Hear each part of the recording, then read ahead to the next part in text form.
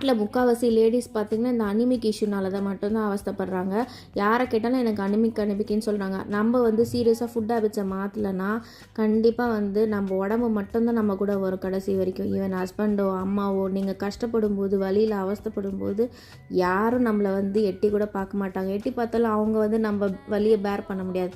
அதனால் நம்ம ஃபுட் ஹேபிட்ஸை மாற்றணும் அப்படின்னு சொல்லிட்டு சீரியஸாக இதை வந்து நான் வந்து ஹீமோக்ளோபின் 9லேருந்து இப்போ பார்த்தீங்கன்னா 15க்கு எடுத்துகிட்டு வந்துட்டேன். டாக்டரே வந்து ஷாக் ஆனாங்க. பரவாயில்ல, ஒரு மாதத்துல இவ்வளோ இம்ப்ரூவ்மெண்ட்னா பெரிய விஷயந்தான் அப்படின்னு சொல்லியிருந்தாங்க.